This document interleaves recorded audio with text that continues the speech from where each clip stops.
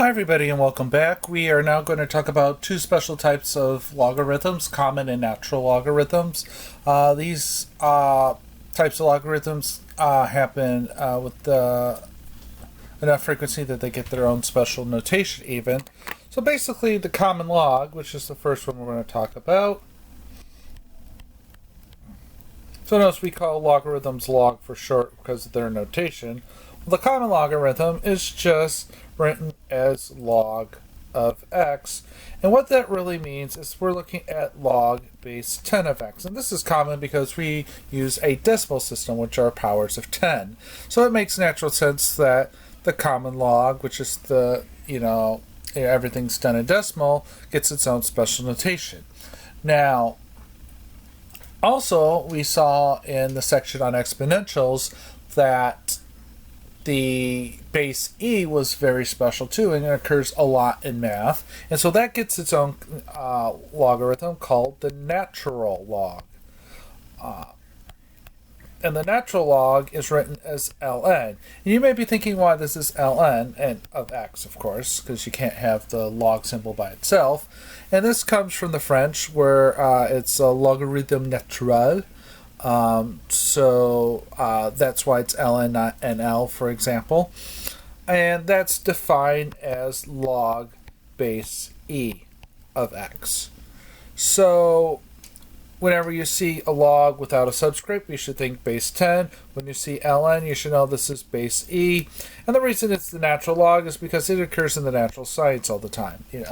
Because that formula we saw for exponential growth and decay, well, that's comes up a lot in a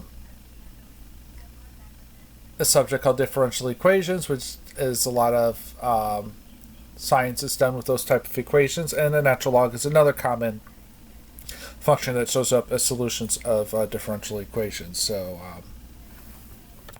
well, that's a subject for another time. So the one thing we want to talk about here is calculating them with our calculator. So let's open up a calculator.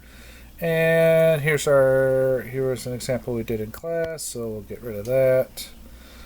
So to evaluate, like for example, the natural log of 5, notice the natural log key here is next to the 4, which is highlighted in red right now. So we're going to do the natural log of 5, close the parentheses, and you hit enter, and the computer will give us some decimal here. And just like, and so notice that natural logs are usually irrational. They are non-repeating, non-terminating decimals for the most part. Now, there are some exceptions. But